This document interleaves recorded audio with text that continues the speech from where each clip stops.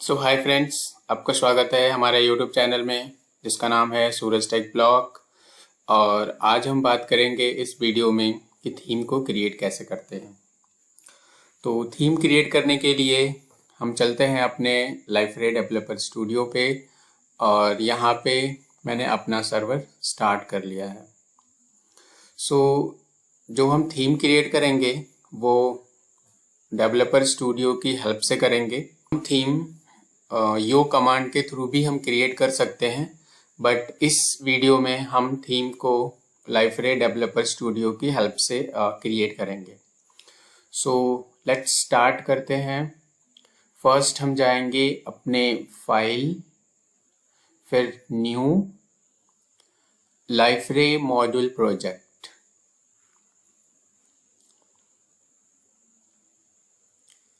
एक बार मैं फिर आपको बता देता हूँ। थीम को क्रिएट करने के लिए हम जाएंगे फाइल, न्यू लाइफरे मॉड्यूल प्रोजेक्ट। इसमें हम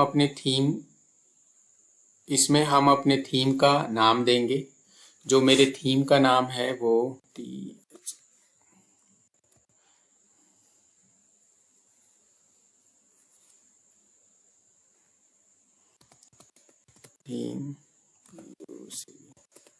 थीम बकेट थीम। ओके, फिर ग्रेडल पे चलेगा। मेवन की जगह हम सेलेक्ट करेंगे थीम, फिर हम फिनिश कर देंगे। ये थोड़ा सा टाइम लेगा थीम को क्रिएट करने में। जैसा आप देख पा रहे होंगे कि राइट साइड की बॉटम में 60-80% कंप्लीट हो गया है। पूरा 100% कंप्लीट होने के बाद ये हमें इस हमारे मॉड्यूल फोल्डर के अंदर ये दिख जाएगा।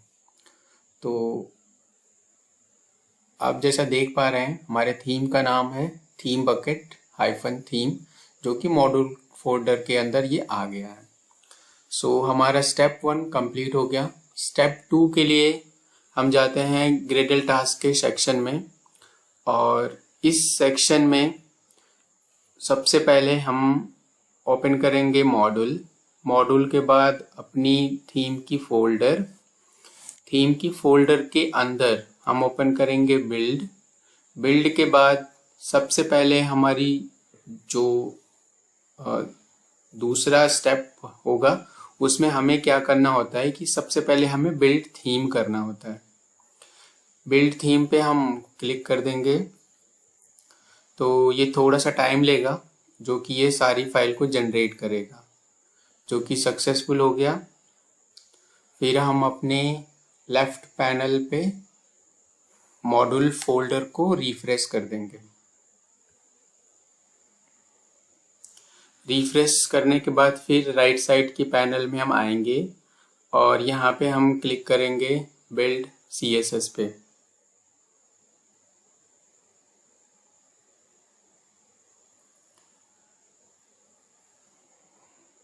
ये भी हमारा सक्सेसफुल हो गया।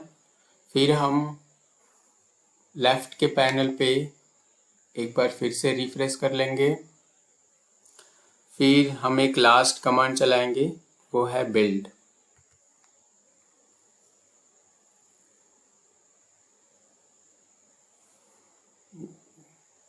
बिल्ड भी हमारा सक्सेसफुल हो गया। फिर हम आएंगे पूरे वर्कस्पेस के फोल्डर पे, राइट क्लिक, ग्रेडल और refresh Gradle project.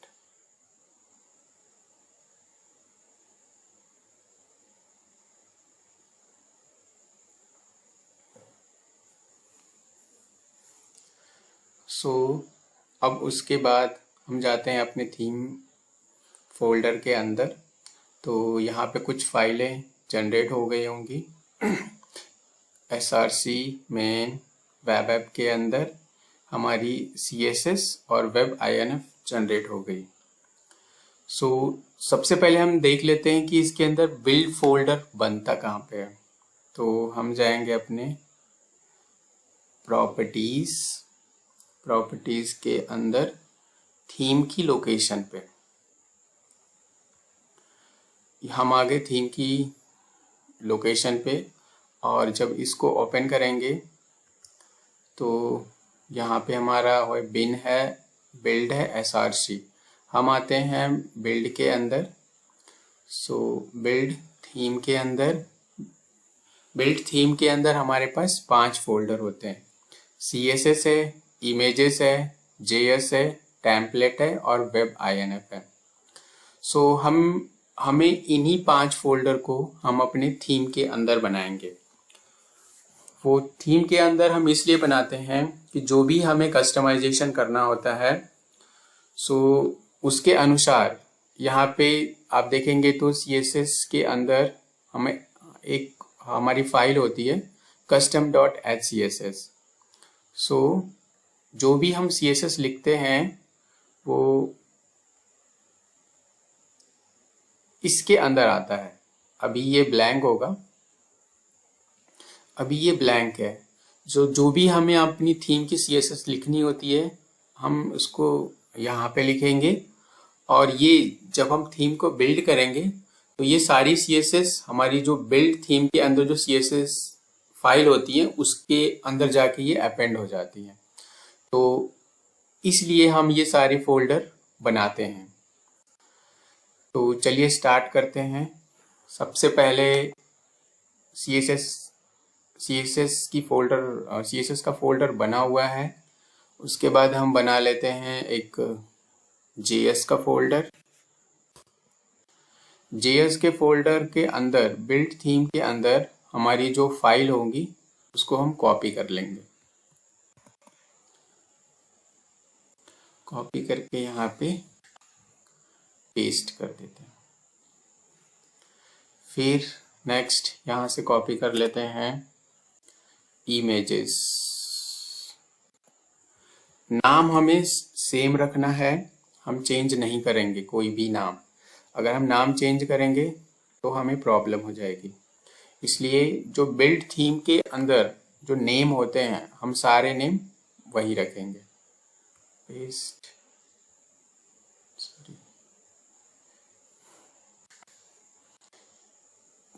New folder,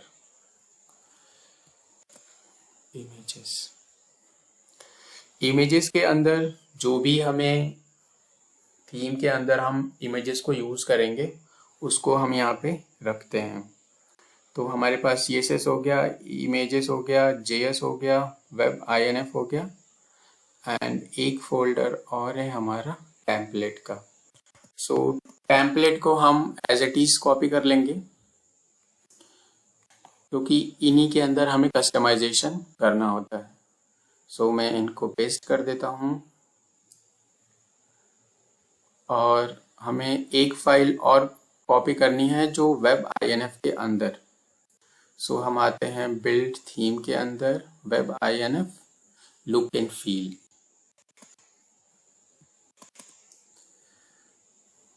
सो हम इसको यहाँ पे पेस्ट कर देते हैं। पेस्ट करने के बाद एक बार हम अपने वर्कस्पेस को क्लीन कर देंगे।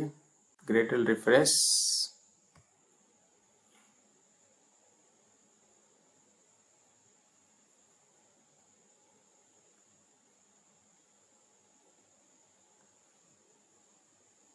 या ग्रेटल रिफ्रेश हो गया। सो रिफ्रेश होने के बाद एक बार फिर हम अपने थीम को बिल्ड कर लेते हैं। सो हम आते हैं बिल्ड सेक्शन में, और हम सबसे पहले यहाँ से क्लीन करते हैं। क्लीन करने के बाद बिल्ड थीम,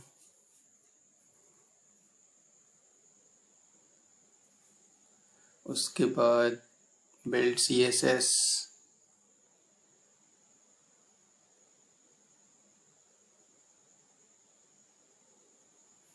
ओके। फिर एक बार हम आते हैं अपने वर्कस्पेस पे, और वर्कस्पेस पे ग्रेडल रिफ्रेश कर लेते हैं।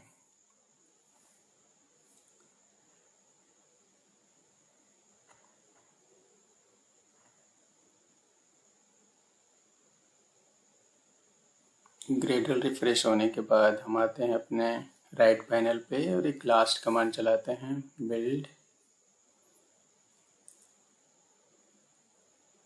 और डिप्लॉय। डिप्लॉय के बाद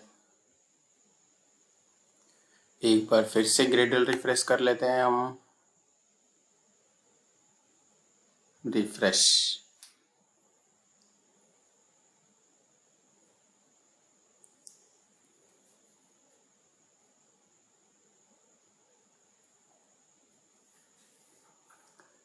ओके, रिफ्रेश कंप्लीट। उसके बाद हम अपनी थीम की फोल्डर को सर्वर पे डिप्लॉय करते हैं।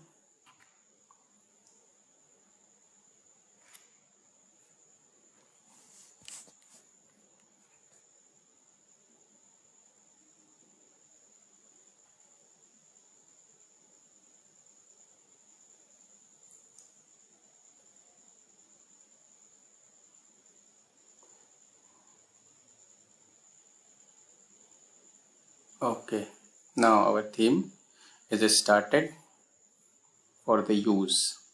So हम यहाँ से lb कमांड यूज कर लेते हैं, open gogo shell and press lb and enter. So आप जैसा देख पा रहे हो हमारी थीम एक्टिव है। तो हम अपने आप आते हैं ब्राउज़र पे, ब्राउज़र से एडमिन यूज़र से लॉगिन करते हैं।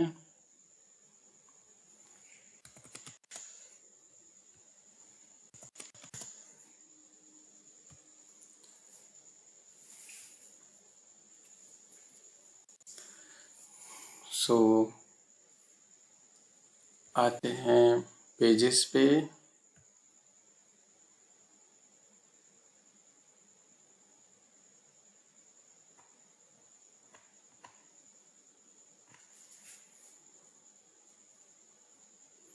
पेजेस पे आने के बाद हम यहाँ पे क्लिक करेंगे।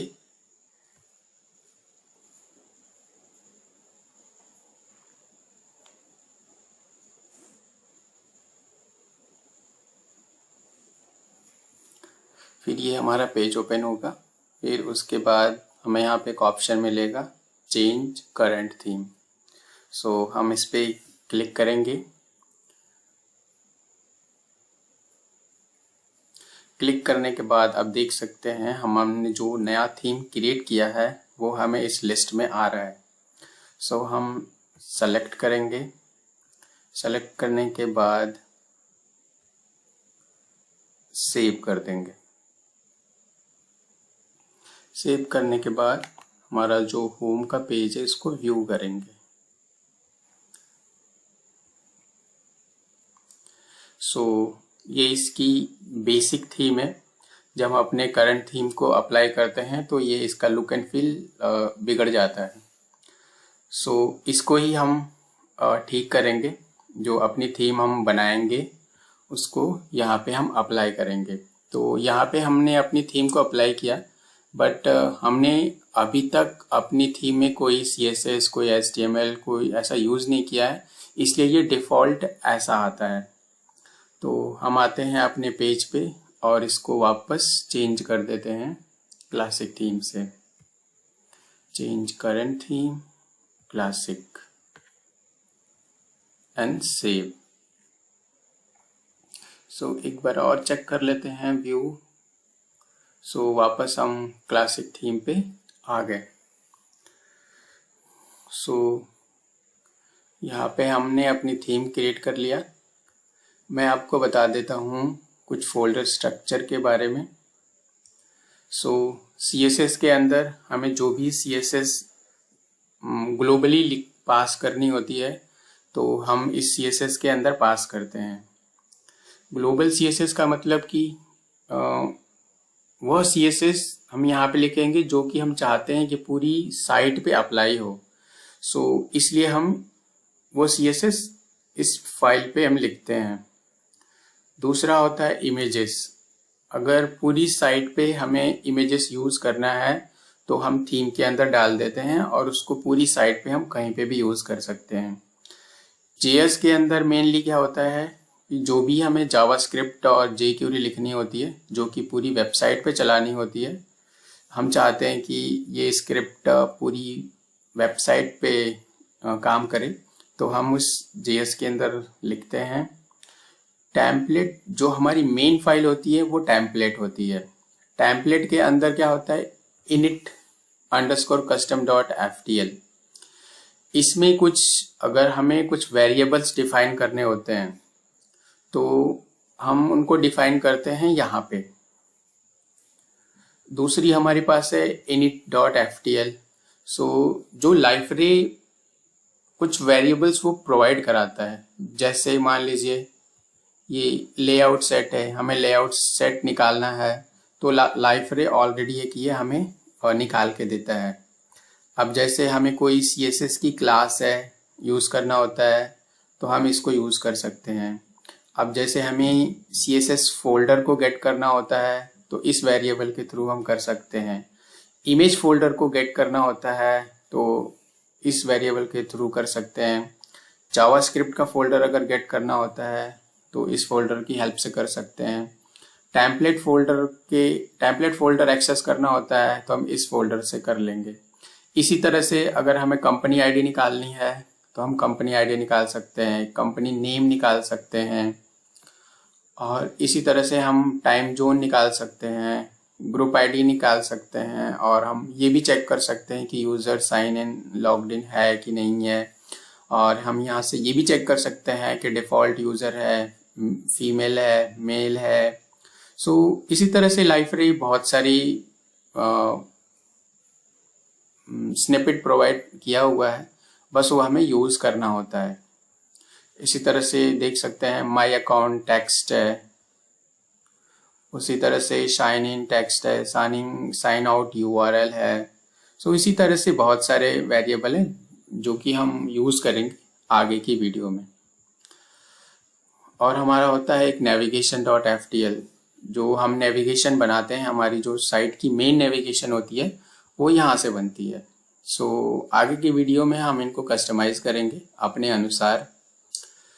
portal_normal.ftl जो हमारी सबसे मेन फाइल होती है वो ये फाइल होती है। ये हमारी एक तरफ से कह लें इंडेक्स फाइल होती है।